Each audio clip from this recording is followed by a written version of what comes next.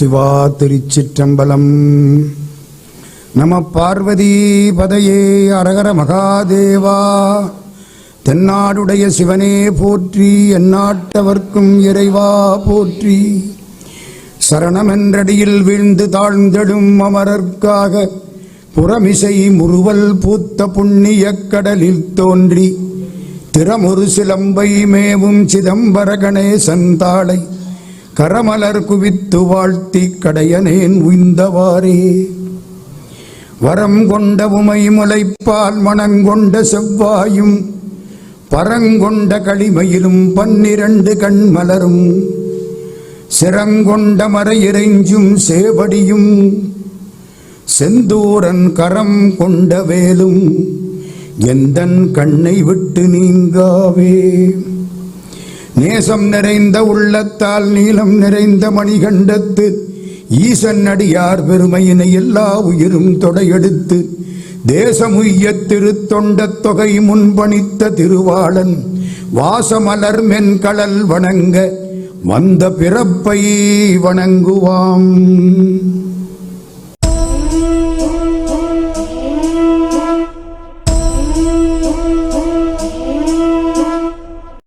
பொழுது குழந்தைய குளிப்பாற்ற தாய் மாதிரி அன்னன்னைக்கு அன்போட அபிஷேகம் பண்ணணுமா. பெரிய புராணம் சேக்கிழார் சொல்கிறார், அப்போதைக்கப்போது ஆர்வமிகும் அன்பினராய் 30 திருமேனி தீண்டுவார். கோயில் அர்ச்சகருக்கு 30 திருமேனி தீண்டுவார்னு பேர். பெருமானுடைய திருமேனியை 3 வேளையும் அபிஷேகம் பண்ணுறார். காலையில் அபிஷேகம் பண்ணுற பொழுது சந்தோஷமாக இருக்குது, மத்தியானம் இன்னும் கொஞ்சம் சந்தோஷமாக இருக்குது, ராத்திரி அதை விட சந்தோஷமாக இருக்குது. அப்படி இருக்கணும். அப்போதைக்கப்போது ஆர்வமிகும் அன்பினராய் 30 திருமேனி தீண்டுவார்.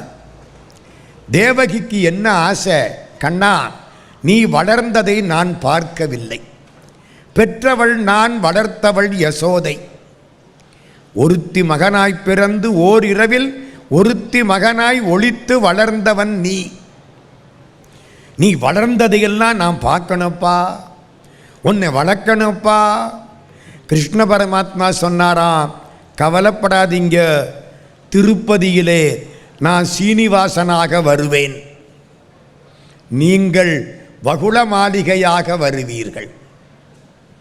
அதுக்கப்புறம் உள்ள வரலாறு. திருப்பதி கலியுகம், கிருஷ்ணன் துவாபர யுகம், இதுக்கு முந்தின யுகம் துவாபர யுகம்.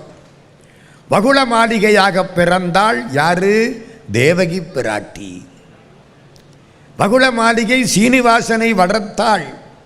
திருப்பதி பெருமாளுக்கு என்ன பேரு? ஸ்ரீனிவாசன். இந்த கல்யாணம்னு சொல்கிறோம்ல, எல்லா கல்யாணமும் பெண் பேரில் தானே வரும். பாமா கல்யாணம், ருக்மணி கல்யாணம், ராதா கல்யாணம், மீனாட்சி கல்யாணம், வள்ளி கல்யாணம், தெய்வயானை கல்யாணம், பாஞ்சாலி கல்யாணம். என்ன இந்த ஆம்பளைங்களுக்கு மரியாதையே கிடையாதா? இவங்க பேரில் ஒரு கல்யாணம் கிடையாதம்மா. சீனிவாச கல்யாணம், ஆகா ஒரு ஆண் பேர் வந்துருச்சு.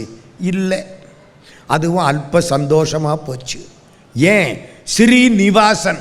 ஸ்ரீன்னா மகாலட்சுமி, முதல்ல அவ தான் நிற்கிறான், இவர் அதை ஒட்டி பின்னால் வந்து நிற்கிறார். ஸ்ரீனிவாசன்னா என்ன அர்த்தம்? மார்பிலே மகாலட்சுமியை வைத்துள்ள பெருமாள். அங்கேயும் அம்மா பேர் தான் முதல்ல நிற்கிது, ஸ்ரீனிவாச பெருமாளை வகுள மாளிகை தான் வளர்த்தாள். வகுள மாளிகை கல்யாணம் பண்ணி கொடுத்தாள். எல்லாம் எந்த ஊர்? திருப்பதி. கிருஷ்ண பரமாத்மாவினுடைய திருவடிகளை வணங்கினால் சகல செல்வ யோகமிக்க பெருவாழ்வு கிடைக்கும். இந்த கிருஷ்ணனுடைய அவதார நோக்கம் என்ன தெரியுமா? பூபாரம் தீர்ப்பது. இப்போ நம்ம பாரதத்தில் 2 பேரை பற்றி நினைக்க போகிறோம். ஒருத்தன் மாமன், ஒருத்தன் அக்கா பிள்ளை மருமகன். இந்த 2 பேரும் தான் இந்த மகாபாரத யுத்தத்தில் 39,36,600 பேர் இறந்து போனதுக்கு அடிப்படை காரணம்.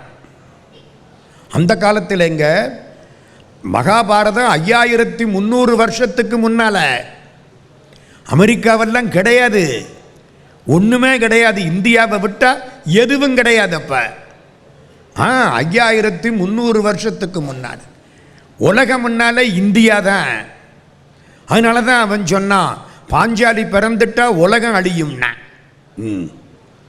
துரியோதனம் பிறந்துட்டா உலகம் அழியும்னா. எனக்கு ஆச்சரியம், இன்னும் உலகம் என்ன இந்தியாவா? அன்னைக்கு உலகம்தான் இந்தியா. ஞாபகத்தில் வச்சுங்க. ஒரே ஒரு செய்தியை சொல்லிவிட்டு நான் தலைப்புக்குள்ளே போகிறேன். இதுவும் தலைப்பு தான். கிருஷ்ண பரமாத்மா துவாரகையில் இருக்கார். சத்யபாமா, ருக்மணி எல்லாரும் வந்து பக்கத்தில் உட்கார்ந்துருக்காங்க. கிருஷ்ண பரமாத்மாவுக்கு பிரியம் யார்கிட்ட தெரியுமா? யார்கிட்ட? சத்யபாமா, ருக்மணி, ராதா. ராத இடத்துல தான் பிரியம். எல்லாரும் சுற்றி உட்கார்ந்துட்டாங்க. அங்கேருந்து ஒரு ஆள் ஒரு கண்ணாடி கொண்டாந்தார். இந்த கண்ணாடியை பாருங்க, முகம் பார்க்குற கண்ணாடி. சரி, ஆனால் இந்த கண்ணாடிக்கு ஒரு விசேஷம் உண்டு. என்ன? இந்த கண்ணாடியில் பார்த்தா பார்க்குறவன் முகம் தெரியாது. அப்போது அவன் யாரை அதிகமாக விரும்புகிறானோ அந்த ஆள் முகம் தெரியும். ரொம்ப ஆபத்து, ரொம்ப ஆபத்து. நான் கண்ணாடியில் பார்த்தா என் பொண்டாட்டி முகம் தெரியணும்னு அவள் என் பக்கத்தில் வந்து பார்ப்பா. வேற ஆள் முகம் தெரிஞ்சால் குடும்பத்தில் குழப்பம் வந்துடுமா இல்லையா? எவ்வளவு ஆபத்து பாருங்க. கண்ணாடியில் நம்ம முகம் தெரிஞ்சா தேவையில்லையா? நம்ம யாரை விரும்புகிறோமோ அவங்க முகம் தெரிஞ்சா தேவையில்லையா? இந்த கண்ணாடியில் யாரை ரொம்ப விரும்புகிறாங்களோ அவங்க முகம் தெரியும் தான். எல்லாரையும் கூப்பிட்டு கியூவில் நிறுத்தி விட்டாங்க. போய் பாரு. அர்ஜுனன் போய் பார்த்தான், சுபத்திர முகம் தெரிஞ்சுது. சரி, ஆளாளு ஒருத்தலாக போய் பார்த்தாங்க. விடுங்க. கடைசி கிருஷ்ண பரமாத்மா அந்த ஓரத்தில் நிற்கிறார். அர்ஜுனன் கூப்பிட்டான், கண்ணா நீ போய் பாரு. நான் பார்க்க மாட்டேன்ப்பா, நீங்கள் எல்லாரும் பாருங்க, நான் பார்க்கல. இல்லை, நீ யாரை விரும்புகிறேன்னு எங்களுக்கு தெரியணும். இத்தனை பேர் இருக்கிற உனக்கு பக்தர்கள். பிரகலாதனை விரும்புறியா? நாரதரை விரும்புறியா? அர்ஜுனனாகிற என்ன விரும்புறியா? இந்த அர்ஜுனனுக்கு உள்ளுக்க ஒரு திமிரு. என்ன திமிரு தெரியுமா? பகவான் எனக்குத்தான் ரொம்ப வேண்டியவன். பக்தியில் கூட ஆணவம் வரப்படாது. நான் சொன்னது புரியுதா? நான் தான் பக்தன் சொல்லாதே. ஒரு காலத்தில் நான் கூட அப்படித்தான் நினச்சிக்கிட்டு இருந்தேன். 2004 கைலாஷ் யாத்திரை போனேன். ஆகா, நம்ம தான் பெரிய ஆள், கைலாசத்துக்கு யாத்திரை வந்துட்டோம் அப்படின்னு திமிரில் தான் போனேன். எனக்கு முன்னால் பார்த்தா திபேத்திய பெருமக்கள் அந்த கைலாச மலையை நான் நடந்து சுற்றுறேன், அவங்க கும்பிடு தண்டம் போட்டு சுற்றுறாங்க. கும்பிடு தண்டம்னா தெரியுமில்ல? இங்கே தெரியாட்டி வேறு எங்கே தெரியும்? ஏங்க, கும்பிட்டு கும்பிட்டு கும்பிட்டு கைலாச மலை 54 கிலோமீட்டர் சுற்றளவு. எனக்கு நடந்து போகிறதுக்கு 3 நாள் ஆகுது. தடுமாறி போனோம். முதல் நாள் 18 கிலோமீட்டர். மூச்சு வாங்குது, வழியெல்லாம் ஆறு. ஆற்றுல ஒரு பாலம் போட்டிருக்கேன். பாலம் என்ன தெரியுமா? 2 மூங்கி கம்பு. இந்த 2 மூங்கில் கம்பில் பேலன்ஸ் பண்ணிக்கிட்டு போகணும். விழுந்தா ஒன்றும் இல்லை, கைலாச பதவி அடைந்து விட்டார். அவ்வளோதானே? எப்படி இருக்குன்னு சொல்லுங்க. இதில் ஷூ வேற. ஷூ போட்டு குளிருக்கு பார்த்து போகணும். நாள் ராத்திரி. 2வது நாள் 28 கிலோமீட்டர் ஏறணும். ஒரு மலை ஏறி இறங்கி அடுத்த மலை ஏறணும். அதுக்கு பேர் டோல்மோ பாஸ்ன்னு பேர். அந்த மலை ஏறணும். கடுமையான பயணம், ரொம்ப கஷ்டமான பயணம், நினைக்க முடியாத பயணம். ஆனால் அந்த கஷ்டத்தோடு நம்ம போகிறோம். எனக்கு திமிரு. நம்ம தான் வந்திருக்கிறோம், நடந்து போகிறோம். பார்த்தியா? எனக்கு முன்னால் பார்த்தா திபேத்தியர்கள் விழுந்து கும்பிட்டு கும்பிட்டு கும்பிட்டு 54 கிலோமீட்டர் தூரத்தை 8 நாளைக்கு கும்பிட்டு போகிறாங்க. கேட்குறேன், எங்கய்யா படுப்பீங்க ராத்திரிக்கு? எந்த இடத்துல ராத்திரி வருதோ அந்த இடத்துல சாக்கை விரித்து போர்த்திக்கிட்டு படுத்துருவோம். ஐயோ, பனி கொட்டுதே, போய் சேர்ந்துட்டா என்ன பண்ணுறது? போய் சேர்ந்தா பகவான்கிட்ட போயிடுறான். எப்படி இருக்குது? என்ன தைரியம் பாருங்க. இப்போ தெரியுதா நம்ம ஒன்றும் இல்லைன்னு? நமக்கு பக்தி கொஞ்சம், நம்ம பெரிய பக்தின்னு நினச்சிக்கிட்டு இருக்கோம். நம்மளை விட பக்தனை பார்க்குற பொழுது பக்தியில் கூட ஆணவம் வரப்படாது. இந்த அர்ஜுனனுக்கு உள்ளுக்குள்ள ஒரு ஆணவம் உண்டு. என்ன ஆணவம்? நான் தான் பக்தன். நினைக்காதே, உன்னை விட பக்தன் ஆயிரக்கணக்கில் இருக்கிறான். கிருஷ்ண பரமாத்மா யாரை நினைப்பார்? என்னத்தான் நினைப்பார். இவன் நினைச்சுக்கிட்டான். கிருஷ்ணா அந்த கண்ணாடியில் முகத்தை பார், பார்க்க மாட்டேன், கட்டாயப்படுத்திட்டான். பார்க்கணுங்கிற? ஆமாம், சரி வா. கிருஷ்ண பரமாத்மா கண்ணாடியில் முகத்தை பார்த்தார். ஐயோன்னா அர்ஜுனே, எல்லாரும் அசந்து போனாங்க. உள்ள யார் தெரிகிறா? கிருஷ்ணன் பொண்டாட்டி ராதை தெரிஞ்சாளா? இல்லை. சத்யபாமா இல்லை. ருக்மணி இல்லை. அவங்க அம்மா யசோதை இல்லை. தேவகி இல்லை. பிரகலாதன் இல்லை. நாரதன் இல்லை. யாரு தெரிஞ்சா? கண்ணாடிக்குள்ள சகுனி தெரிஞ்சா. என்னடா இது ஆச்சரியமா இருக்கு. கிருஷ்ண பரமாத்மாவுக்கு ரொம்ப பிரியமான ஆளு சகுனியா? படுபாவி, அநியாயம் பண்றவன், தப்பு தண்டா பண்றவன், சூதாடுறவன். கிருஷ்ண பரமாத்மா சிரிக்கிறார். என்ன பகவானே, இவனையா ரொம்ப விரும்புறீங்க? ஆமாம். ஏன்? நம்ம வேலைக்கு ரொம்ப துணை பண்றவன் அவன்தான். இப்ப புரியுதா? அவருக்கு என்ன வேலை? பூபாரந்தீர்க்க புரிந்தாய் புயல் வண்ணா, நீ பாரத போரில் அனைவரையும் நீராக்கி. பூபாரந்தீர்க்க புரிந்தாய் புயல் வண்ணா, கோபாலா போரேரே கோவிந்தா, உனையன்றி மாபாரதம் தவிர்க்க யார் வல்லாரே. வில்லிபுத்தூர் ஆழ்வார் பாட்டு. பூபாரம் தவிர்க்கணும். பூமாதேவியினால பாப்புலேஷன் தாங்க முடியலை, சாகணும். பல பேர் சாகணும். கொள்ளை நோய் வந்து சாகணும், வெள்ளம் வந்து சாகணும். அப்பத்தான் பூமி தாங்கும். யாரும் சாகாமலே இருந்தால் பூமியில் நிற்கிறதுக்கு கூட இடம் இருக்காது. இடம் இருக்குமா நமக்கு? அவ்வளவு கஷ்டம். பூபாரம் தீர்க்க துணையா இருக்கிறது யாரு? சகுனி மாமா. அதனால தான் நான் சகுனியை விடாம நினைச்சுக்கிட்டு இருக்கேன். எப்படி இருக்கு கதை? இப்போ நம்ம சகுனிகிட்ட போறோம். கிருஷ்ண பரமாத்மாவே மனசுல சகுனியை வச்சிருக்கிறார்னா அவன் எவ்வளவு புண்ணியம் பண்ணியிருக்கணும் பாருங்க. நம்ம ஊர்ல பேர் வைக்கிறோமே, யாராவது சகுனின்னு பேர் வைக்கிறோமா? என்னம்மா? வைக்க மாட்டான். பயந்து போய் அப்பா வேண்டாம். கைகையின்னு பேர் வைக்கிறோமா? மாட்டோம். சுமுத்திரைன்னு பேர் வைப்பான், கோசலைன்னு பேர் வைப்பான். நல்லா இருக்கு. கைகை ஐயோ வேணாப்பா. ஆனால் கைகை ரொம்ப நல்லவ, அது வேற விஷயம். அது ராமாயணம் படிக்கிற போது நம்ம பேசுவோம். இன்னைக்கு வேண்டாம்.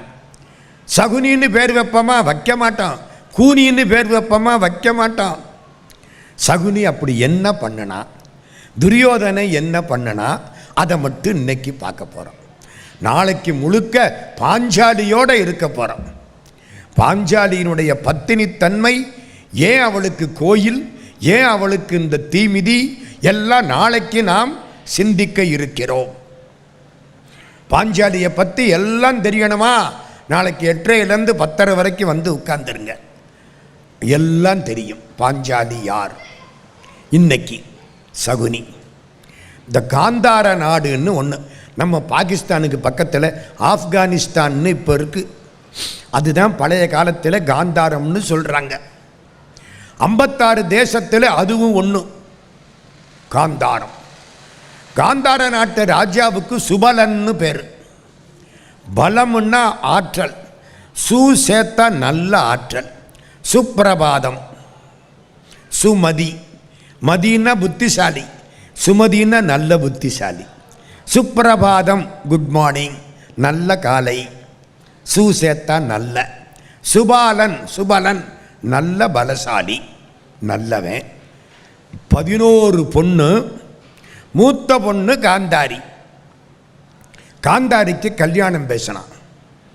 கல்யாணத்தில் இந்த நம்ம அஸ்தினாபுரத்தில் இருக்கக்கூடிய மன்னன் திருதராஷ்டிரன், அவன் மூத்தவன், ரொம்ப பெரிய ஆளு. பீஷ்மாச்சாரியாருக்கு முறைப்படி தம்பி, அவனுக்கு இந்த பொண்ணை கல்யாணம் பண்ணி கொடுக்கலாம் யாரோ சொல்லிவிட்டாங்க. சுபலன் பார்த்தா அஸ்தினாபுரம் ரொம்ப பெரிய பகுதியாச்சே, பெரிய சக்கரவர்த்தி இல்லை, அவங்களோட நம்ம சம்பந்தம் வச்சுக்கிட்டா நமக்கு பெருமை இல்லை, சரின்னு ஒத்துக்கிட்டான். திருதராஷ்டிரனுக்கு கண்ணு இல்லைன்னு தெரியாது, மறைச்சு விட்டாங்க. அம்மா ஒரு கல்யாணம்னா பின்ன என்ன மறைப்பானா இல்லையா? இந்தியாவில் அவனவன் கல்யாணத்துக்கு புது ஜாதகத்தை எழுதுறாங்க. பழைய ஜாதகம் இல்லைங்க, புதுசாக ஒரு ஜாதகத்தை ரெடி பண்ணி கொடுத்துட்றாங்க. இவங்க அதை நம்பி கல்யாணத்தை முடிச்சு விடுறாங்க. 7வது மாதம் 2ம் போய் கோர்ட்டில் நிற்கிது. ஜோசியர்கிட்ட போய் கேட்டால் இது அந்த ஜாதகம் இல்லையேங்கிறாரு. ரொம்ப அழுத்தி கேட்டால் விதி கண்ணை மறைச்சி பிடிச்சுங்கிறாரு. இதுக்காக நாங்கள் உங்கள்கிட்ட வந்து கேட்டான், விதி எங்கள் கண்ணை மொத்தமாக மறைச்சி பிடிச்சி உங்கள் கண்ணை கொஞ்சம் டெம்பரரியாக மறைச்சி பிடிச்சி. நடக்குதா இல்லையா தெரியலை.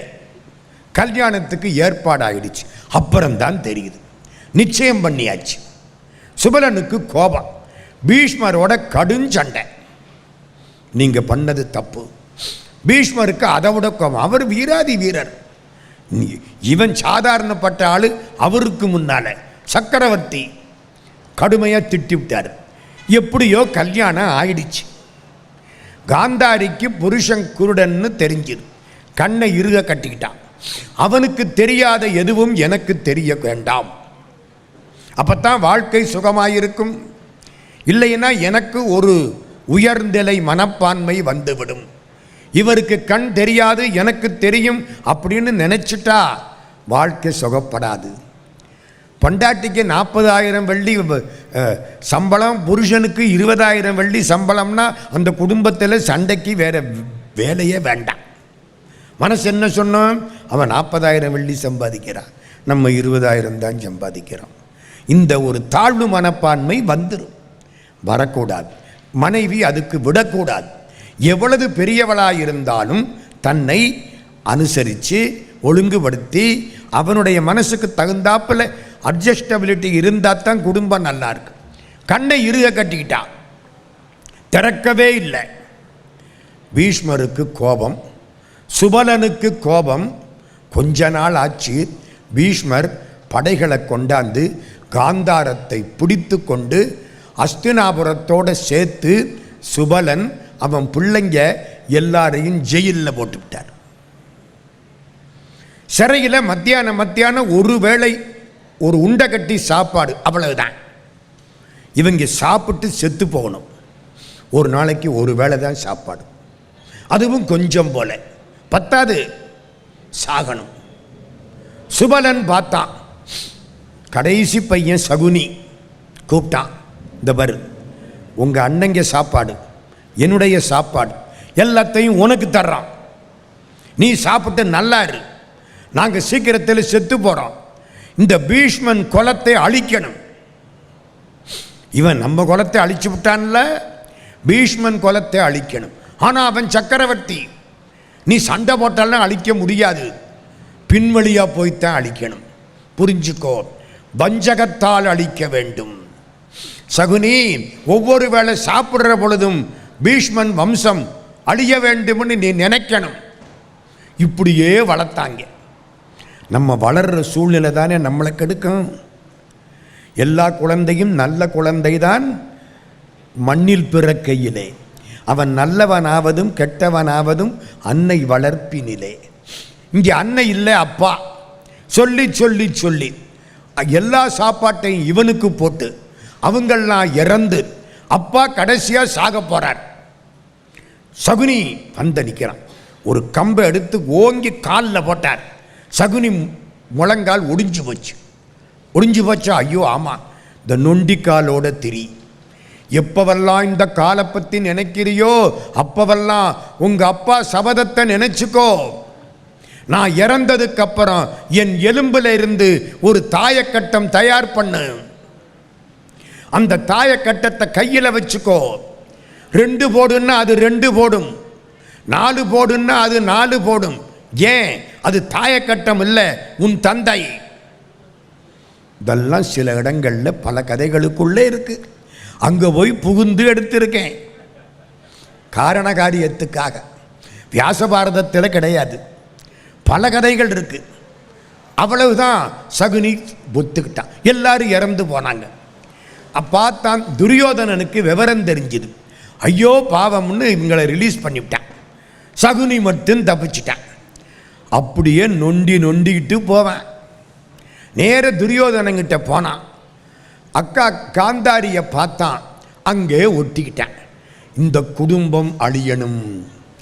பீஷ்மனுடைய வம்சம் குரு வம்சம் பூண்டில்லாமல் போக வேண்டும். என்ன செய்யலாம்? அவங்களுக்குள்ள சண்டை போட விடு. வீரனா இருக்கிறவனே அடுத்தவன் ஜெயிக்க முடியாது. சுந்தோப சுந்தர்கள்னு 2 பேர், சுந்தன் உபசுந்தன், இதெல்லாம் மகாபாரதம். 2 பேர் வீராதி வீரர்கள், அண்ணனும் தம்பியும், யாரும் அழிக்க முடியாது. ஆச்சரியம். அவன் ஒருத்தனோட ஒருத்தன் சண்டை போட்டு அழிஞ்சா உண்டு. இப்படி இருக்கு. மகாவிஷ்ணு ஒரு வேலை பார்த்தார். அழகான பொண்ணு ஒருத்தியை உற்பத்தி பண்ணி அனுப்பிச்சார். வந்தது வேணே. பொண்ணை பார்த்த உடனே அண்ணன் நான் கட்டிக்கிறேன், தம்பி நான் கட்டிக்கிறேன். சண்டை வந்துடுச்சு. இவன் அவனை அடித்தான், அவன் இவனை அடித்தான். கதை முடிஞ்சு வச்சு.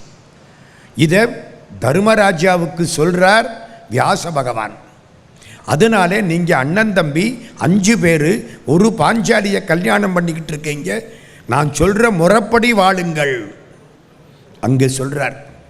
சரி. சகுனி இப்போ உள்ளே வந்துட்டான். சகுனியினுடைய விளையாடல் தொடங்கி விட்டது. நமக்கு இதுவரைக்கும் பேசின தலைப்பெல்லாம் 2 தலைப்பு. இன்னைக்கு சகுனியும் துரியோதனனும் ஒரே தலைப்பு தான். சகுனி இருக்கிற இடத்துல எல்லாம் துரியோதனை இருப்பான். துரியோதனை இருந்தான்னா சகுனியும் கூடவே இருப்பான். வெனை நம்மளை விட்டு போகாது. நான் பண்ணின வெனை என் தோளில் தானே உட்காரும். துரியோதனம் பண்ணின வெனை சகுனியா மாறி அவன் தோளில் உட்காரு. மாமனும் மருகனும். இப்போ துரியோதனுடைய பிறப்பு நான் அன்னைக்கு சொன்னேன், இப்போ திரும்ப சொல்கிறேன். துரியோதனுடைய தாய் காந்தாரி. முதல்ல காந்தாரிக்குத்தான் கல்யாணம் ஆயிற்று. காந்தாரிக்கும் திருதராஷ்டிரனுக்கும் கல்யாணம் ஆயிற்று. அந்த வம்சத்தில் திருதராஷ்டிரனுக்கு கண்ணு இல்லை. அதனால தம்பி பாண்டு ராஜாவாயிட்டான். அடுத்தாப்பில் யாருக்கு குழந்தை பிறக்குதோ அந்த குழந்தை தான் அடுத்த ராஜா. திருதராஷ்டிரனுக்கு நல்ல குழந்தை பிறந்துட்டா அவன்தான் ராஜா. பாண்டுவுக்கு முதல்ல குழந்தை பிறந்தா அவன்தான் ராஜா. காந்தாரிக்கு கர்ப்பம். சந்தோஷம். போன ராஜ்யம் வந்துருச்சு. நம்ம பிள்ளைக்குத்தான் ராஜ்யம். வியாச பகவான்கிட்ட போனான். பெருமானே ஆசீர்வாதம் பண்ணுங்கோ, என் புள்ள வீராதி வீரனா பிறக்கணும். கவலைப்படாதே, உலகத்தை வெல்லக்கூடியவனாக பிறப்பான் சொல்லிவிட்டாரா.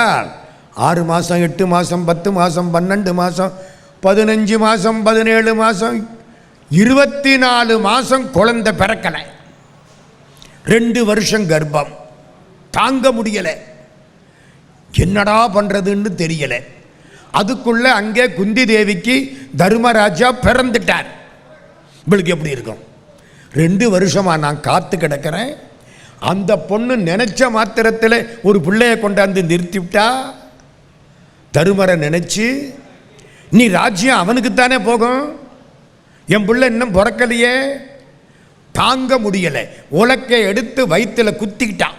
பொறாமை, கோபம், ஆற்றாமை அவ்வளதும் உள்ளே இருந்த பிள்ளைகளை பாதித்தது. இவ போட்டு குத்தின வேகத்தில் வயிற்றில் இருந்த கர்ப்பம் அப்படியே உதிரம் கீழே விழுந்து அப்படியே பிரிஞ்சிருச்சு. வியாசர் காட்சி கொடுத்தார். கெடுத்து விட்டியே, இவ்வளவு ஆற்றலும் போச்சே. விதி விதி, நான் என்ன பண்ணுறது? விதி. ஒரு குவளை மாதிரி அமைப்பு, நெய்யை ஊற்றி வச்சாராம். அந்த நெய்யில் இந்த பிண்டங்களை பூரா போட்டாராம். 100 பிண்டம். 100 பேருடைய ஆற்றல் உன் பிள்ளை ஒரு பிள்ளைக்கு வரணும்னு நினைச்சேன், இப்போ 100ஆ போச்சே. ஒரு பெண் குழந்தை வேணும். இதில் இன்னும் கொஞ்சத்தை தூக்கி அதில் போட்டார். 101 குவளைகள். நம்ம பாஷையில் சொல்லப்போனால் டெஸ்ட் டியூப்பு. 101 test tube. நம்ம இன்னைக்கு தானே கண்டுபிடிச்சா. வியாசர் அன்னைக்கே கண்டுபிடிச்சு விட்டாரே. 5300 வருஷத்துக்கு முன்னால டெஸ்ட் டியூப் பேபி, தொடாதே, கைப்படக்கூடாது, அப்படியே வச்சிடு. வளர்ந்தது. நாள் துரியோதனன் பிறந்தான், அடுத்த நாள் துச்சாசனம் பிறந்தான். ஒரு நாளைக்கு ஒருத்தன் இப்படி 100 பேர் 100 நாளைக்கு பிறந்தாங்க. துச்சலை 101வது நாள் பிறந்தான். ஒரு நாளைக்கு ஒத்த பிள்ளை. இப்படி வரிசைக்கு பிறக்குது. துரியோதன மனசு எப்படி இருக்கும் யோசிங்க. தாய் வயிற்றில் எப்படி சிந்தனை இருந்துச்சோ பிறக்கிற பிள்ளை அந்த சிந்தனையோட தான் பிறக்கும். ஒரு திருடனும் திருடியும், நான் ஒரு நாள் சொன்னேன், ஒரு திருடனும் திருடியும் ராத்திரி பகலா சிந்தனை என்ன, நமக்கு பிறக்கிற பய பக்கா திருட்டு பயலா பிறக்கணும். எப்படி இருக்கு இந்த 2 பேருக்கும்? குழந்தை பிறந்தது. நர்ஸு உள்ள குழந்தை எடுக்கிறா. டாக்டர் வெளியில் நிற்கிறார். நர்ஸு வெளியில் வந்து குழந்தைய காமிக்கிறா. நர்ஸு கையில் போட்டிருந்த மோதிரத்தை காணாம். அவ குழந்தைய எடுத்த பொழுது இந்த பய மோதிரத்தை உருகிட்டான். கர்ப்பத்திலிருந்து வெளியில் வந்த பிள்ளை எப்படி இருக்கும்? நர்ஸு தேடுறா, என்னடா மோதிரத்தை காணமே காணமே காணமே. இந்த பய கையை மூடிக்கிட்டு இருக்கான். டாக்டருக்கு ஒன்றும் புரியலை. உள்ள யாரும் போகலையே, வேற எடுக்க வாய்ப்பு இல்லையே. அந்தம்மா மயக்கத்தில் இருக்கு, குழந்தை இப்படி இருக்கு, என்னடா. ரொம்ப நேரம் எல்லார்ட்டையும் விசாரிச்சார். அந்த அம்மா முழிச்ச உடனே அதுகிட்டையும் கேட்டார், புருஷங்கிட்டையும் கேட்டார். சொல்லிவிட்டாங்க. 24 மணி நேரமும் எனக்கு பிறக்கிற பிள்ளை பக்கா திருட்டு பயலா பிறக்கணும் அப்படின்னு நினைச்சான். புரிஞ்சு போச்சு மனோதத்துவ டாக்டருக்கு. டாக்டருக்கு எல்லாம் தெரிஞ்சிருக்கணும். மனோதத்துவம் புரிஞ்சிருச்சு. இப்போ இந்த பய கையை மூடிட்டு இருக்கேன். கையை பிடிச்சி இழுக்கணும். இப்போ தான் பிறந்த பிள்ளை. விரலை இழுத்தா விரல் கையோடு வந்துடும். பச்சை மண்ணு. டாக்டர் கெட்டிக்காரர். கழுத்தில் ஒரு 4 பவுன் சங்கிலி போட்டிருந்தார். அதை எடுத்தார். இந்த பய கண்ணுக்கு நேரம் அப்படி நீட்டினார். ஆன்னு கையை திறந்தார், மோதிரத்தை எடுத்து விட்டார். என்ன புரியுது? நம்ம பிள்ளை வயிற்றில் இருக்கிற பொழுது நம்ம எந்த சிந்தனையோடு இருக்கிறோமோ அது தானையா நம்ம பிள்ளைய பாதிக்கும். நான் அன்னைக்கே ஒன்று சொன்னேன். இரணியனுடைய பிள்ளை பிரகலாதனா பிறந்தான். வயிற்றில் இருக்கிற பொழுது நாரதர் சொன்னதை கேட்டதுனாலே. காந்தாரியின் பிள்ளை துரியோதனன் பிறக்கிற போதே பொறாமை, கோபம், ஆற்றாமை எல்லாத்தோடையும் பிறந்தான். போச்சு, வென ஆரம்பிச்சுது. கிருஷ்ண பரமாத்மாவுக்கு வசதியா போச்சு. சண்டை எப்படி வந்துச்சு 2 பேருக்கும்? அங்கே போவான். துரியோதனங்கிட்டே நான் போயிட்டு இருக்கேன். 100 பேர் கௌரவர்கள். ஒரு மாமரம். மாமரத்தில் ஏறி பழத்தை பிடுங்கணும். இந்த 100 பேர் மரத்தில் ஏறிட்டாங்க. இந்த பீமன் அங்கேருந்து வந்தான். என்னடா பண்ணுறீங்கன்னா, இல்லை மாம்பழம் பிடுங்கணும். இதுக்கு மாம்பழத்தை பிடுங்கணுமா? இந்த பாருன்னு மரத்தை பிடிச்சி உழுப்பினான். அவன் பலம் அப்படி. பொதன்னு மாம்பழம் விழுந்துச்சு, மாங்காய் விழுந்துச்சு. 100 பேரும் கீழே விழுந்து இடுப்பில் அடி, கையில் அடி, காலில் அடி. பொதன்னு மாங்காய் உதிர்ந்தாப்பில் அவங்க உதிர்ந்துட்டாங்க. கோபம் வருமா வராதா? ஏண்டா எங்களை இறங்க சொல்லிட்டாவது உதுத்து இருக்கலாம் இல்லை? நீங்கள் இருக்கிறவது உதுக்கணும்னு தானே நம்ம நோக்கம். சொல்லுவானா? போச்சு, பகை ஆரம்பிச்சுது. இந்த பீமன் பொல்லாதவனா இருக்கான். இவனை கொல்லணும். சின்ன வயசில் 10-12 வயசு பீமனுக்கு. இவனை உடம்பு பூரா கயித்தால கட்டி அப்படியே தண்ணிக்குள்ள தூக்கி போட்டாங்க. தூங்குற போது இவன் என்ன பண்ணான்? முழிச்சுக்கிட்டானா? அப்படியே அறுத்துக்கிட்டு வெளியில் வந்துட்டான். அவ்வளவு பலம். அப்பவே வாயுபுத்திரன் ஆஞ்சநேயனுக்கு தம்பி. 5லே 1 பெற்றான், 5லே 1 தாவி, 5லே 1 ஆரியர்க்காக ஏகி, 5லே 1 பெற்ற அணங்கை கண்டு அயலார் ஊரில் 5லே 1 வைத்தான், அவன் நம்மை அழித்து காப்பான். ஆஞ்சநேய சுவாமி. ஆஞ்சநேயனுக்கு தம்பி. ஒன்றும் பண்ண முடியலை. ஒரு நாள் நல்லா தூங்குவானா, நல்லா சாப்பிடுவான், நல்லா தூங்குவான், அருமையாக தூங்குவான். தூங்கினானா பாம்பை கடிக்க விட்டாங்க.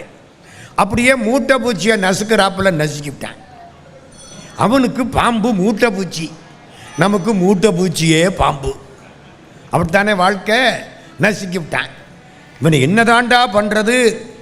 உணவில் விஷத்தை வச்சாங்க, சாப்பிட்டு சாகட்டும். விஷம் உள்ளே போயிடுச்சு. அப்படியே தூக்கினாங்க, சங்கிலியால் கட்டுனாங்க, கடலில் தூக்கி போட்டாங்க. பீமங்கதை முடிஞ்சுது.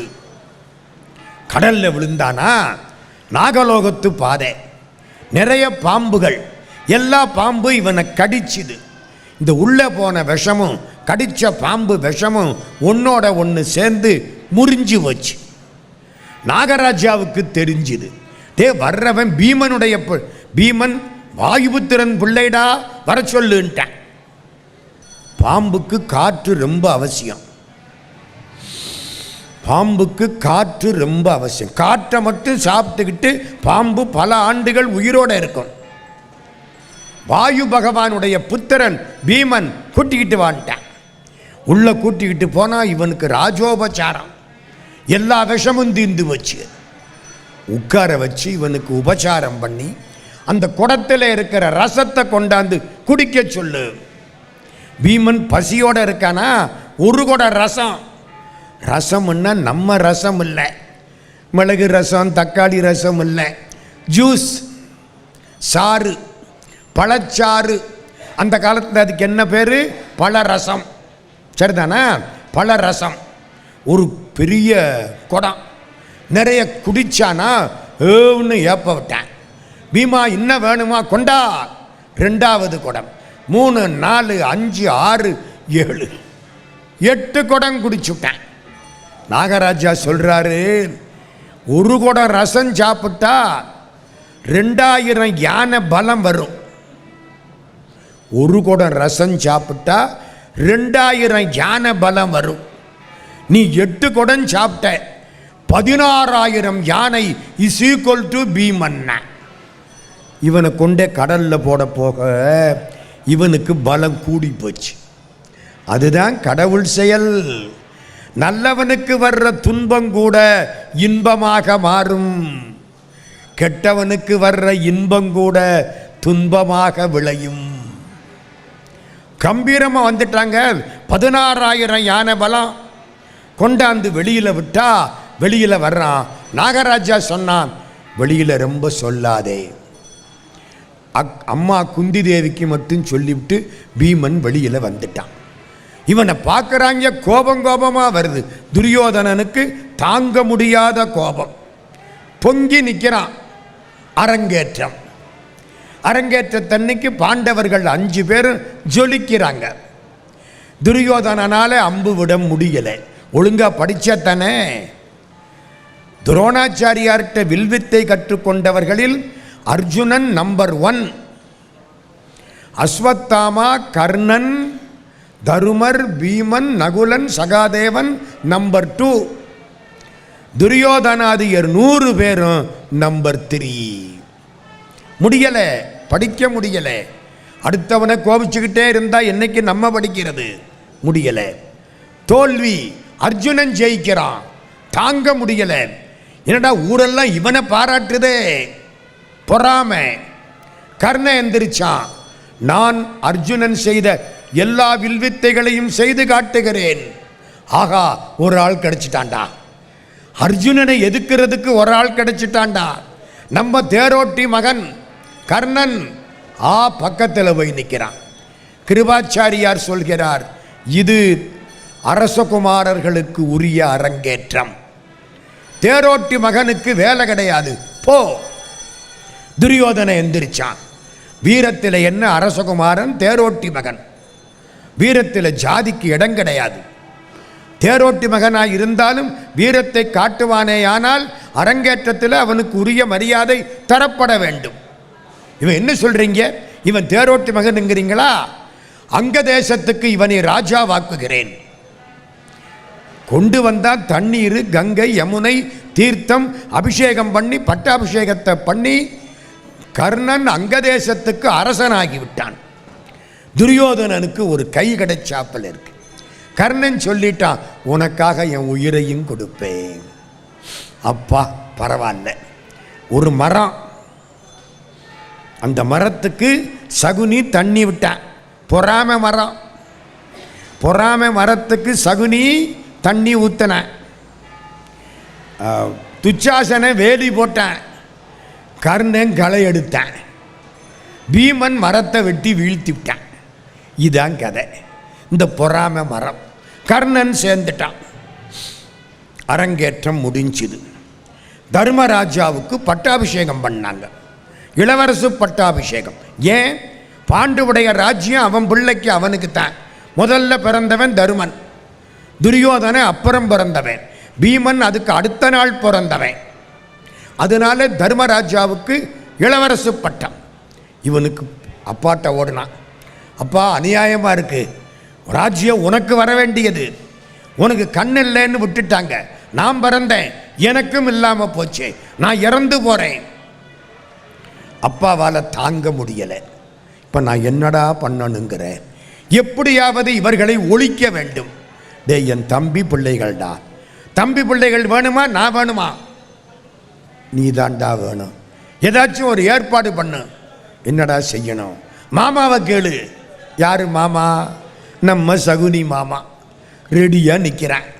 எப்படா ஒரு வாய்ப்பு கிடைக்கும், இந்த பயல்களை கவுக்கலாம். இவனால் அவன் சாகணும், அவனால் இவன் சாகணும், அதை நாம் பார்க்கணும். பக்கத்தில் வந்தான். இந்த பாருங்க, அர்ஜுனனை எல்லாம் அம்பை எடுத்து வெல்ல முடியாது. பீமனுக்கு 16,000 யானை பலம்.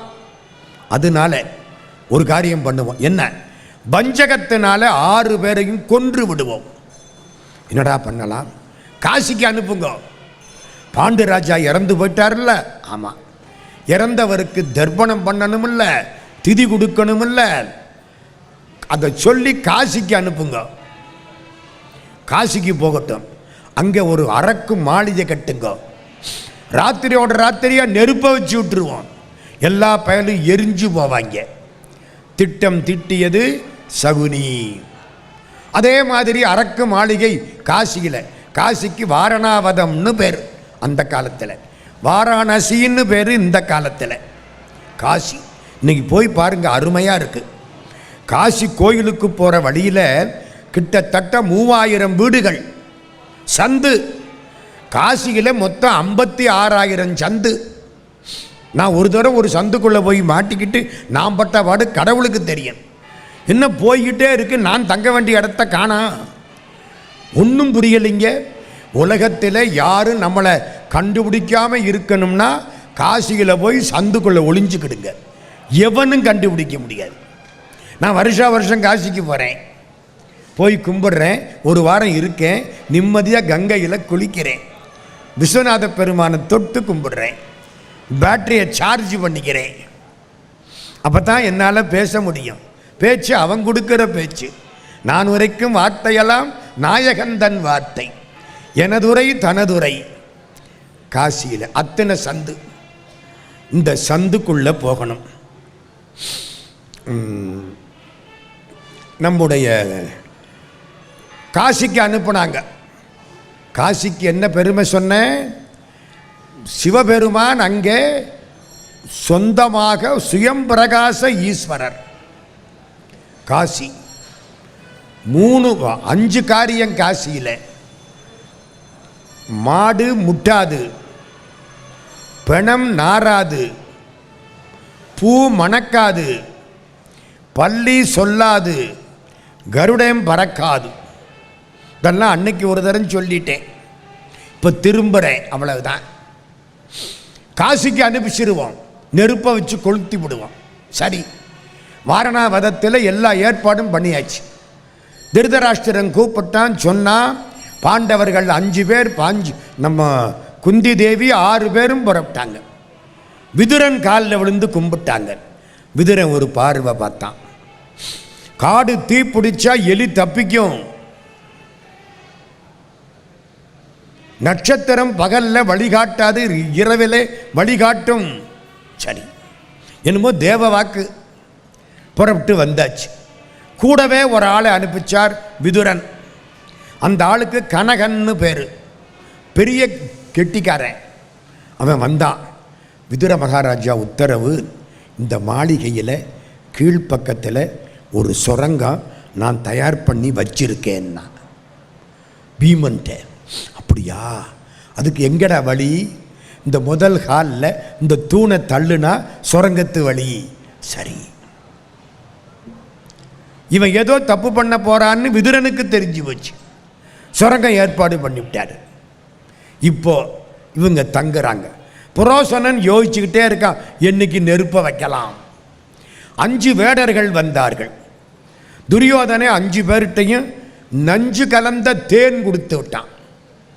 இந்த பாண்டவர்களுக்கு கொடு, செத்து போயிடுவாங்க, அன்னைக்கு பார்த்து கொளுத்தீரு. குந்தி தேவிக்கும் கொடு. அந்த வேடர்களுடைய அம்மா ஒருத்தி வந்தா. 6 பேர். இன்னைக்கு ராத்திரி படுத்திருப்போம், நாளைக்கு காலையில் கொடுத்துட்டு நாளைக்கு கொளுத்திடுவோம். திட்டம் போட்டாச்சு. 5 வேடர்கள், அம்மா, புரோசனன் படுத்திருக்காங்க. பீமன், அர்ஜுனன், நகுலன், சகாதேவன், தருமன், குந்தி அங்கே படுத்திருக்காங்க. பீமன் ராத்திரி எந்திரிச்சான். சுரங்க வழி தெரியும். அம்மாவை தோளில் தூக்கிக்கிட்டான். 4 பேரையும் எழுப்பினான். முன்னால் போய் சொன்னான். வேகமாக வந்தான். நெருப்பை வச்சு விட்டுட்டு சுரங்கத்து வழியாக தப்பிச்சிட்டான். ஏன்? விதுர அன்னைக்கு சொல்லியிருக்கான், காடு தீ பிடிச்சா எலி சுரங்கப்பாதை வழியாக தப்பிக்கும். எலி வலை கட்டி இருக்கும், பார்த்துருக்கீங்களா? காடு தீ பிடிக்கும், எலி வலை வழியாக தப்பிச்சிடும். அதனாலே அவன் தீயை வச்சா நீ சுரங்கப்பாதை வழியாக தப்பிச்சுக்கோ அப்படிங்கிறது கோட் வேர்ட்ஸ். தெரிஞ்சுக்கிட்டான், தப்பிச்சிட்டான். அங்கே தீ பிடிச்சி எரிஞ்சு வச்சு எல்லாரும் வந்து பார்க்குறாங்க. ஊர்க்காரன் பூரா துரியோதனனை திட்டுறாங்க. ஐயோ, பாண்டவர்களையும் குந்தியவும் போட்டு கொளுத்தி விட்டானே பாவி. வந்து பார்த்தா 2 ஒரு பெண் சடலம், 6 ஆண் சடலம் எரிஞ்சு கிடக்கு. ஐயோ, பாண்டவர்கள் 5 பேர், குந்தி தேவி, புரோசனன் எல்லாம் இறந்து போயிட்டாங்களே. ஊர் பெருமைக்கு துரியோதனன் அழுதான். புறப்பட்டான். எல்லாருக்கும் எள்ளும் தண்ணீர் இறைச்சான். உயிரோட வச்சு எல்லாருக்கும் எள்ளும் தண்ணீர் இறைச்சி செய்ய வேண்டிய கர்மாக்களை செஞ்சு விட்டு அப்பாடா தப்பிச்சேன். பாண்டவர்கள் இறந்தார்கள், குந்தி தேவி இறந்தாள். சந்தோஷமாக போயிட்டான். இவன் பீமன் புறப்பட்டான். பல இடங்களை தாண்டினா, காட்டு வழியாக வந்தான். இடும்பிய கல்யாணம் பண்ணிக்கிட்டான். கடோத்கஜனை பெற்றான். பகன் என்ற அசுரனை கொன்றான். நேர பாஞ்சால தேசத்துக்கு வந்து பாஞ்சாலியினுடைய சுயம்வரத்தில் பிராமண வேஷத்தில் 5 பேரும் கலந்து கொண்டார்கள். பாஞ்சாலியினுடைய அண்ணனுக்கு திருஷ்டத்யும்னன்னு பேர், தமிழில் திட்டத்துயினன்னு பேர். அவன் முன்னால் வரான். என் சகோதரியை திருமணம் செய்து கொள்ள வேண்டுமானால் மேலே ஒரு மீன் இலச்சினை இருக்கிறது, ஒரு சக்கரம் சுத்தி கொண்டிருக்கிறது, கீழே தண்ணீர் இருக்கிறது. தண்ணீரை பார்த்தபடி மேலே அம்பு விட்டு சக்கரத்தை தாண்டி மீன் இலக்கை அம்பு போய் தொடுமானால் எவன் அப்படி செய்கிறானோ அவனுக்கு என் சகோதரி உரியவள். ராஜாக்களெல்லாம் வந்து பார்க்குறான். ஜெகத்ரதன் தோத்து போட்டான், ஜராசந்தன் தோத்து போயிட்டான், சிசுபாலன் தோத்து போயிட்டான், துரியோதனன் தோத்து போயிட்டான். கர்ணன் பக்கத்தில் வந்தான், இழுத்தான், பட்டுன்னு வில்லு அவன் தலையில் அடிச்சது, அவனும் கீழே விழுந்தான். எல்லாம் தோத்து போயிட்டாங்க. ஓ, இந்த பாஞ்சாலியை கல்யாணம் பண்ணிக்கிறதுக்கு இவ்வளவு பெரிய வீரமுள்ளவன் வேணும். அந்த காலத்தில் காளமாட்டை அடக்கினவனுக்குத்தான் பொண்ணும்பாங்க, தெரியுமா? ஒரு ஆள் கேட்டானா, ஐயா உன் பொண்ணை அடக்கிறதுக்கு காளமாட்டை அடக்கி பழகிக்கணுமான்னானா. அது மாதிரி 7 காளைகளை அடக்கி நப்பின்னையை கல்யாணம் பண்ணி கொண்டான் கிருஷ்ணன். நப்பின்ன பிராட்டியை கல்யாணம் பண்ணிக்க 7 காளைகளை அடக்கினான் கண்ண பெருமான். ஒன்றும் முடியலை. அர்ஜுன எந்திரிச்சான். பிராமணன் வீரத்தோடு நிற்கிறான். இந்த போட்டி க்ஷத்திரியர்களுக்கு மட்டுமா, மற்றவர்களும் கலந்து கொள்ளலாமா? திட்டத்துயினன் சொன்னான், வீரத்தில் என்ன ஜாதி, யார் இந்த இலக்கை அடிக்கிறார்களோ அவர்களுக்கு என் தங்கை உரியவள். ஏன் தெரியுமா சொன்னா? இந்த பாஞ்சாலியினுடைய அப்பா தவம் பண்ணார். சிவபெருமான் காட்சி கொடுத்தார். அர்ஜுனனை அணைக்கக்கூடிய பொண்ணு எனக்கு வேணும்னு கேட்டார். பாஞ்சாலி பிறந்தாள். அன்னைக்கே தெரியும் அவருக்கு, என்னைக்கு இருந்தாலும் இந்த பாஞ்சாலி அர்ஜுனனுக்கு மனைவி. அந்த தைரியத்தில் யாரா இருந்தாலும் வில்லை எடுத்து நாணேற்றலாம். அர்ஜுன சந்நியாசி மாதிரி இருந்த பிராமணன் வந்தான், பார்த்தான், கீழே குனிஞ்சான், அந்த தண்ணீரில் பார்த்தான், மேலே அம்பு விட்டான், மிகச் சரியாக இலச்சினையை அடித்தது. பாஞ்சாலி போனா பக்கத்தில் பார்க்கறா, அவன் இவனே நாளாம். அதெல்லாம் நாளைக்கு தெளிவாக சொல்கிறேன். அவன் இவனே, இதெல்லாம் வில்லிபுத்தூர் ஆழ்வார். அவ்வளவுதான், கழுத்தில் மாலையை போட்டு விட்டா. இங்கே சண்டை வந்தது, துரியோதனன் சண்டை போட்டான். அதனால் சத்திரியங்களை கூப்பிட்டு உட்கார வச்சு விட்டு, வேதம் சொல்கிற பிராமணனுக்கு பொண்ணை கொடுத்தா என்னையா நியாயம்? இந்த பிராமணன் 5 பேரையும் அடித்து கொள்ளு. அவன் 5 பேரும் வீராதி வீரன், கிட்ட போக முடியாது. சண்டை வந்தது, எல்லாரும் ஜெயிக்க, துரியோதனன் கர்ணன் எல்லாரும் தோற்று ஓட, கிருஷ்ண பரமாத்மா போய் தடுத்து நிறுத்தி, சத்திரியர்களே சண்டை போடாதீர்கள், அவன் கேட்டுட்டுத்தானே போட்டிக்கு வந்தான், சமாதானப்படுத்தி அனுப்பிட்டார். இவனுக்கு கோபம் தாங்க முடியலை. என்னடா இப்படி ஆகிப்போச்சு, நம்ம தோத்துக்கிட்டே போகிறோம், இவங்க ஜெயிக்கிறாங்க. இன்னொரு அநியாயம் என்ன தெரியுமா? வேடிக்கை, இந்த 5 பேரும் பாண்டவர்கள்னு தெரிஞ்சு போச்சு, செத்து போயிட்டாங்க. என்ன நம்ம எள்ளும் தண்ணீர் இறைச்சா இவங்க பாஞ்சால ராஜாவுடைய உறவை கூட்டிக்கிட்டு அநியாயமால வந்து நிற்கிறாங்க. அந்த மனசு வளர்ச்சியை பாருங்க. அவனுக்கு மனசு என்ன ஆகும்? கோபம், பொறாமை தாங்கலை, ஒரு லிமிட்டுக்கு மேலே போயிடுச்சு. இப்போ பாஞ்சாலனுக்கு மருமக்கள் வேற. பாஞ்சாலியை இவங்க எல்லாரும் கல்யாணம் பண்ணிக்கிட்டாங்க. இனிமேல் நாளைக்கு சண்டைனா இந்த பாஞ்சால ராஜா அவங்க பக்கம்தான் நிற்பார். இந்த பாஞ்சாலியை நம்ம கல்யாணம் பண்ணிக்க முடியலையே, வீரத்தை காட்ட முடியலையே, கோபம் தாங்கலை. அப்பாட்ட வந்தான் திரும்ப. அங்கே தோல்வி கிடைச்சா இங்கே தான் வருவேன். For every action there is an opposite and equal reaction. அங்கே அடி வாங்கினா இங்கே வந்து விழுவேன். அப்பா நான் செத்து போகிறேன், ஏண்டா பாவி அடிக்கடி இப்படி சொல்லி பயமுறுத்துறேன். இந்த சாகுறேங்கிறவங்க ஒரு காலும் சாக மாட்டாங்க. இந்த அடுத்தவனை சாக வச்சுட்டு வேடிக்கை வைப்பாங்க. சும்மா பயமுறுத்தி பார்க்கறது நம்மளை. நான் அதை பண்ணிடுவேன், இதை பண்ண வேண்டியதானே, ஏன் சொல்கிறேன்? நம்மளை சொல்லி பயமுறுத்துறது. பயமுறுத்தின உடனே பீஷ்மரை கூப்பிட்டார். பீஷ்மர் சொன்னார், இது என்னைக்கு இருந்தாலும் சண்டை வேண்டாம், ராஜ்யத்தை 2ஆ பிரி. தர்மராஜா ஒத்துக்குவார். பாதியை தருமன்கிட்ட கொடு, பாதியை உன் பிள்ளைகிட்ட கொடு. போ, சட்டப்படி தப்பு, தர்மப்படியும் தப்பு, சண்டை வேண்டாம், கொடு. சரி, பாதி ராஜ்யம் தருமனுக்கு, பாதி ராஜ்யம் துரியோதனனுக்கு. சரி, ஆனால் 2 பேரும் ஒன்றா இங்கே இருக்கக்கூடாது. ஒரு உரையில் 2 வாள் இருக்கக்கூடாது. என்ன செய்யலாம்? டெல்லிக்கு அனுப்பு. டெல்லிக்கு இந்திரபிரஸ்தம்னு பேர். அந்த காலத்தில் யமுனை கரை இந்திரபிரஸ்தம். இந்திரபிரஸ்தத்தில் தர்மராஜா ஆட்சி பண்ணட்டும், அஸ்தினாபுரத்தில் துரியோதனன் ஆட்சி பண்ணட்டும். இந்திரபிரஸ்தத்துக்கு அனுப்பு. இந்திரபிரஸ்தத்துக்கு போயாச்சு. கிருஷ்ண பரமாத்மா கூடவே போயிட்டார். மயன் யார் தெரியுமா? தேவ சிற்பி கூப்பிட்டார். இந்திரபிரஸ்தத்தில் ஒரு அருமையான மாளிகை கட்டு, பணம் வேணும், நான் கொண்டாடுறேன்னா. மயன், எங்கே இருக்கு பணம்? மேருமலைக்கு கீழே ஒரு பழைய ராஜா நிறைய தங்கமும் வைரமும் வைடூரியமும் புதைச்சி வச்சிருக்கான், எனக்கு தெரியும், எடுத்துக்கிட்டு வரேன். போனால் எடுத்துக்கிட்டு வந்தால் எல்லாத்தையும் கொண்டாந்து அரண்மனை அவ்வளவு அழகாக கட்டி விட்டாங்க. கட்டிவிட்டா இவர் யாகம் பண்ணுறேன்னாரு. பண்ணு. என்ன யாகம்? ராஜசூய யாகம். அப்படின்னா என்ன அர்த்தம்? நான் சக்கரவர்த்தி, எல்லா ராஜாக்களையும் ஜெயித்து விட்டேன். எல்லாரையும் ஜெயிச்சிடணும் இல்லை? ஆமாம். ஒரு பக்கம் சகாதேவனை அனுப்பு, ஒரு பக்கம் பீமனை அனுப்பு, அர்ஜுனனை அனுப்பு. ஆனால் ஒன்று, கிருஷ்ணன் சொல்கிறான், தர்மராஜா, இந்த ஒரே ஒருத்த மட்டும் கொஞ்சம் விவகாரமான ஆள், அவனை ஜெயிக்கிறது கஷ்டம். யாரு? ஜராசந்தன். ஜராசந்தன்னா யாரு தெரியுமா? அவங்க அப்பா ரொம்ப காலம் கஷ்டப்பட்டு குழந்தை பிறந்துதான். குழந்தை பிறந்த உடனே பாதியாக போச்சான்.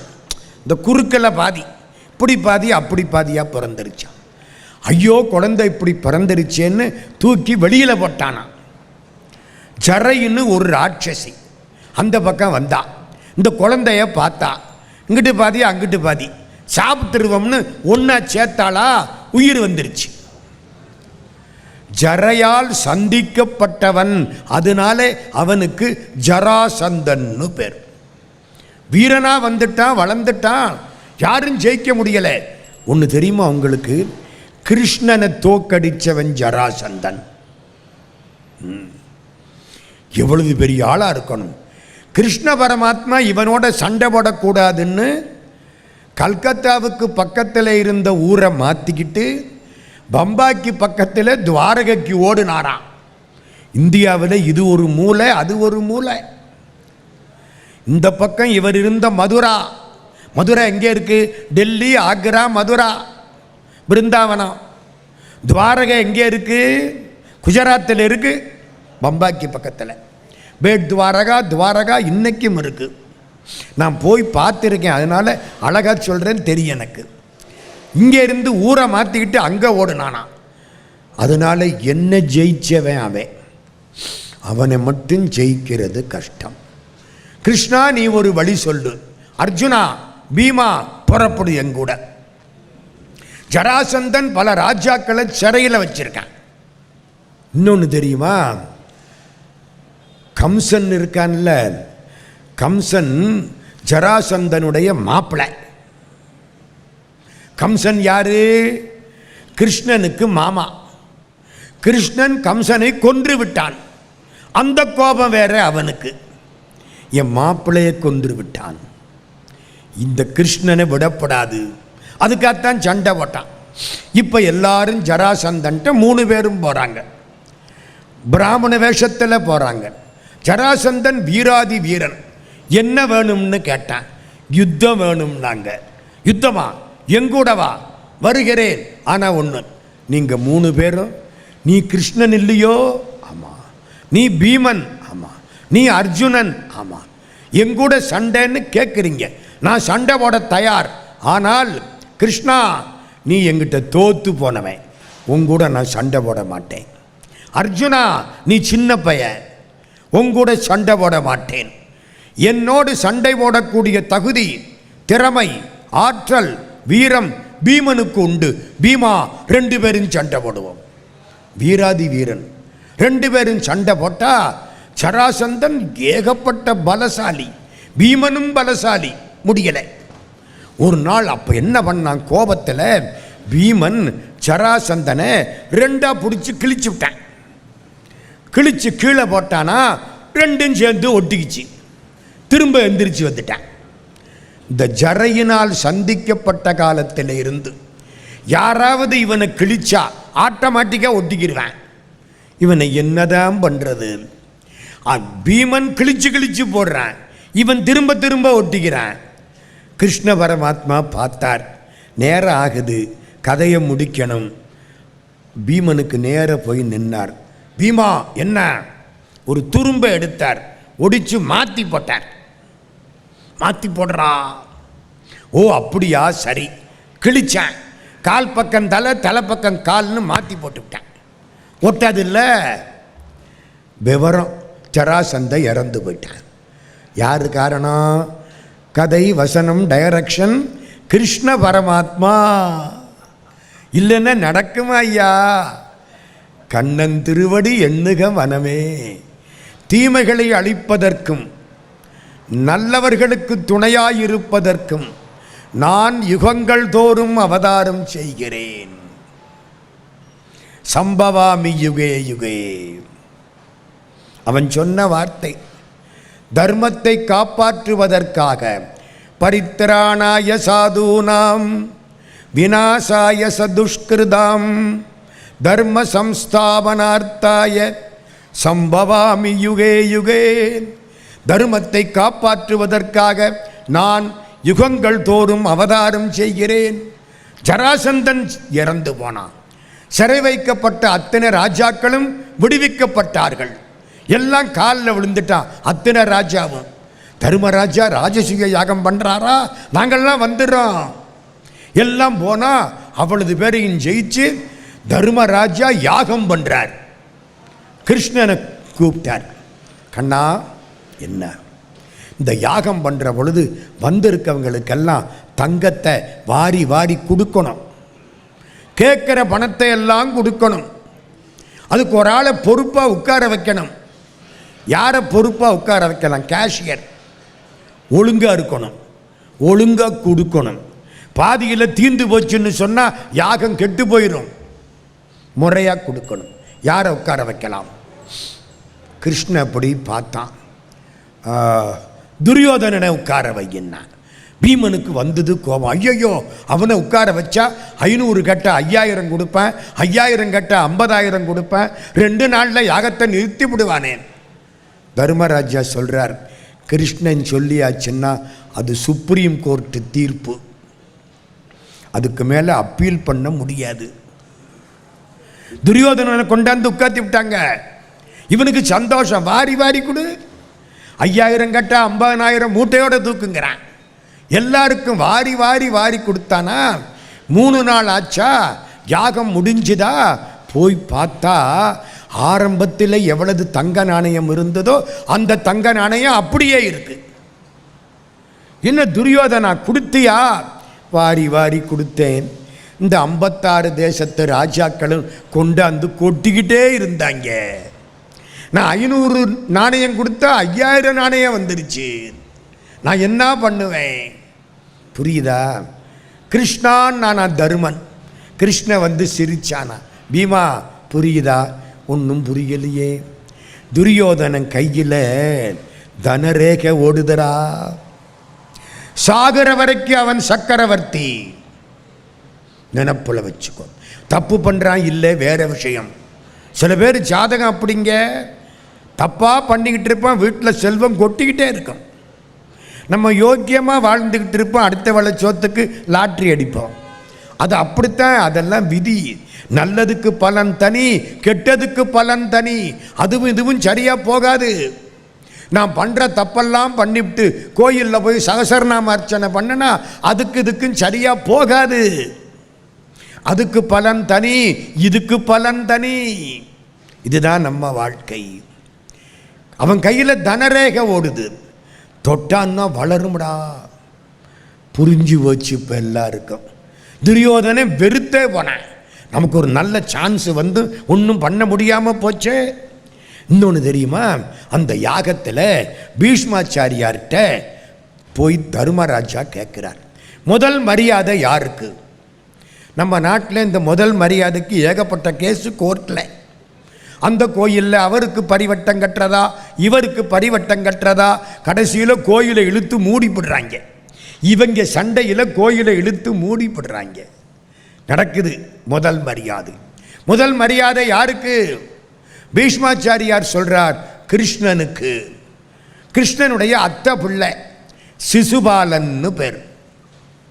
கிருஷ்ணனுக்கு அத்தை பிள்ளை. குந்தி தேவிக்கு தங்கச்சி மகன். குந்தியும் கிருஷ்ணனுக்கு அத்தை, மறக்காதீங்க. சிசுபாலன் எந்திரிச்சான். ஏண்டா, இத்தனை ராஜாக்கள் இருக்கிற பொழுது ஒரு இடையனுக்கா முதல் மரியாதை? அவன் யாரு? ஆடு மேய்க்கிறவன், மாடு மேய்க்கிறவன். அவனுக்கு முதல் மரியாதையா? எவ்வளவு பேர் இருக்கிறாங்க. அவங்களையெல்லாம் விட்டுவிட்ட கேட்டவன், முறையா பிறக்காதவன் தருமன். கேட்டவன் முறையா பிறக்காதவன். சொன்னவன் கீழ் நோக்கி ஓடக்கூடிய தண்ணி கங்கைக்கு பிறந்த பீஷ்மன். தண்ணி கீழ் நோக்கித்தானே ஓடும். இவன் புத்தியும் கீழ் நோக்கித்தானே ஓடும். கடுமையாக சொல்ல ஆரம்பித்தான். கிருஷ்ண பரமாத்மா பார்த்துக்கிட்டே இருக்கார். கிருஷ்ணனை திட்ட ஆரம்பித்தான். 1 2 3 திட்ட திட்ட திட்ட கிருஷ்ண பரமாத்மா பேசாமல் கேட்டுக்கிட்டே இருக்கார். கொஞ்சம் கொஞ்சமாக திட்டினான், ரொம்ப திட்டினான். சகசரநாம அர்ச்சனையே பண்ணிவிட்டேன். கிருஷ்ணனுக்கு அவ்வளவு திட்டு. 100 திட்டு வந்தது. 101வது திட்டு வந்தது. கையில் சக்கரத்தை எடுத்தான், விட்டான். சிசுபாலன் இறந்து போயிட்டான். அங்கிருந்து ஒரு ஆவி புறப்பட்டு கிருஷ்ணனோடு வந்து ஐக்கியமாகிற்று. எல்லாரும் என்னன்னு கேட்டாங்க. கிருஷ்ணன் சொல்றான், இவன் எங்க அத்தை புள்ள. இவன் பிறக்கிற போது 4 கண்ணு, மன்னிக்கணும், 3 கண்ணு 4 கை. Abnormal case. 3 கண்ணு 4 கையோட பிறந்தான் இந்த சிசுபாலன். எங்க அத்தை தூக்கிக்கிட்டு வந்தா. மேலே அசரீரி வாக்கு சொல்லிட்டு இவனுக்கு அதிகமாக இருக்கிற 2 கையும் அதிகமாக இருக்கிற ஒரு நெற்றி கண்ணும் யாரு தொட்ட உடனே மறையுதோ அவனால தான் இவனுக்கு சாவு. யாரு தொட்ட உடனே இந்த எக்ஸ்ட்ரா கேஸ் மறையுதோ அவனால தான் இவனுக்கு சாவு. அசரீரி எல்லாரும் வந்தாங்க, தொட்டாங்க. சிசுபாலன் குழந்தை, எல்லாரும் போயிட்டாங்க. கிருஷ்ணன் வந்தான். அத்தேன்னா அத்தை பிள்ளை இல்லவன் இந்த பையன். தூக்கினா 2 கையும் 1 கண்ணும் போச்சு. அத்தை சொன்னா, கிருஷ்ணா உன்னால தாண்டா இவனுக்கு சாவு.